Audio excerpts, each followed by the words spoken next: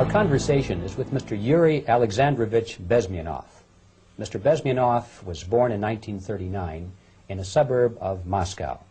He was the son of a high-ranking Soviet Army officer. He was educated in the elite schools inside the Soviet Union and became an expert in Indian culture and Indian languages. He had an outstanding career with Novosti, which was the, and still is, I should say, the press arm or the press agency of the Soviet Union. It turns out that this is also a front for the KGB. He escaped to the West in 1970 after becoming totally disgusted with the Soviet system, and he did this at great risk to his life. He certainly is one of the world's outstanding experts on the subject of Soviet propaganda and disinformation and active measures. When the Soviets use the phrase ideological subversion, what do they mean by it? Ideological subversion is the process which is legitimate, overt, and open. You can see it with your own eyes. All you have to do, all American mass media has to do, is to unplug their bananas from their ears, open up their eyes, and they can see it. There is no mystery. There is nothing to do with espionage. I know that espionage intelligence gathering looks more romantic. It sells more deodorants through the advertising, probably. That's why your Hollywood producers are so crazy about James Bond type of thrillers. But in reality, the main emphasis of the KGB is not in the area of intelligence at all. According to my opinion and opinion of many defectors of my caliber, only about 15% of time, money, and manpower is spent on espionage as such. The other 85% is a slow process which we call either ideological subversion or active measures, активные мероприятия in the language of the KGB, or psychological warfare.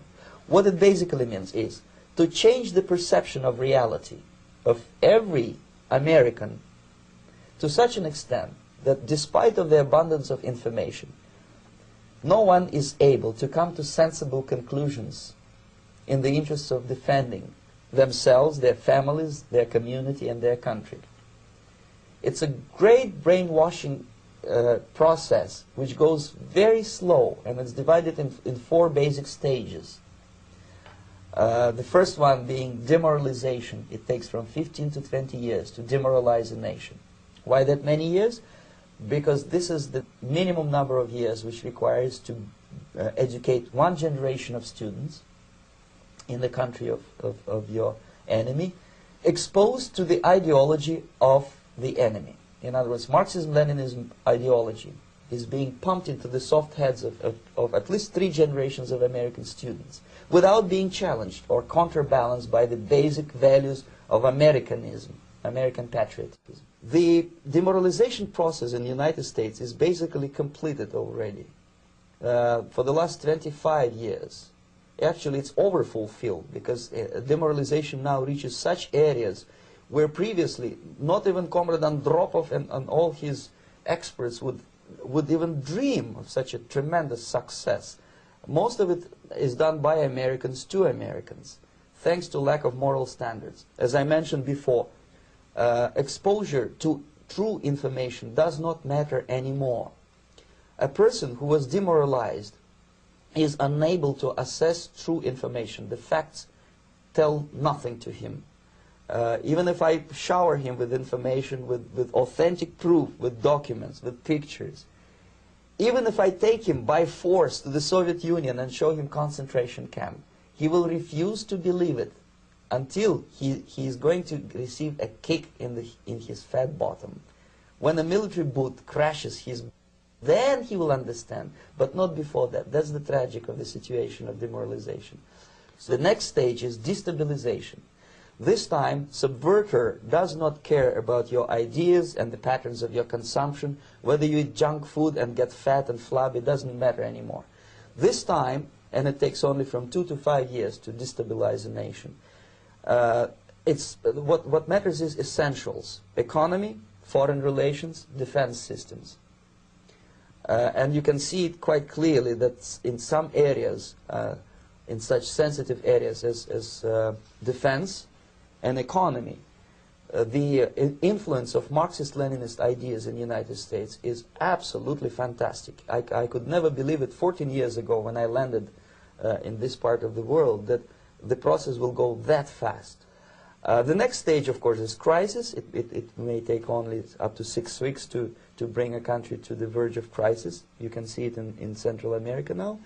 And after crisis, with a violent change of power, structure, and economy, you have so-called the period of normalization. It may last indefinitely.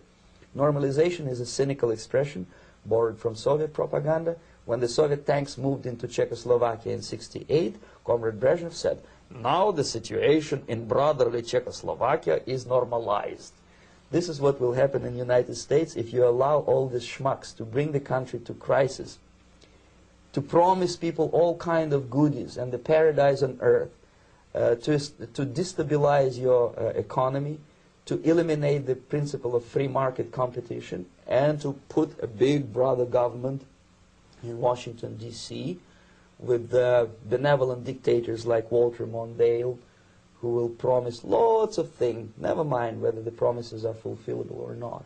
Your leftists in the United States, all these professors and all these beautiful civil rights defenders, they are instrumental in the process of the subversion only to destabilize the nation. When their job is completed, they are not needed anymore. They know too much. Some of them, when they get disillusioned, when they see that Marxist-Leninists come to power, obviously they get offended. They think that they will come to power. That will never happen, of course. They will be lined up against the wall and shot. But they may turn into the most bitter enemies of Marxist-Leninists when they come to power. And that's what happened in Nicaragua. You remember most of these former Marxist-Leninists were either put to prison or one of them split, and now he's working against Sandinistas. It happened in Grenada when Maurice Bishop was already a Marxist. He was executed by a new Marxist who was more Marxist than this Marxist. Same happened in Afghanistan when first there was Taraki, he was killed by Amin, then Amin was killed by Babrak Karmal with the help of KGB. Same happened in Bangladesh when Mujibur Rahman, very pro-Soviet leftist, was assassinated by his own Marxist-Leninist military comrades. It's the same pattern everywhere. It's divided in 4 basic stages: demoralization, destabilization, crisis, normalization.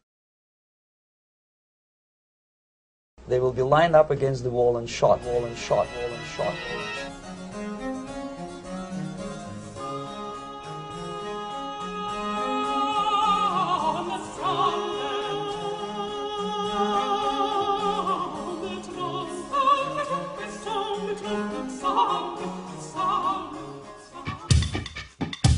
Hey! Is this my tune? You want me to sing now? Okay.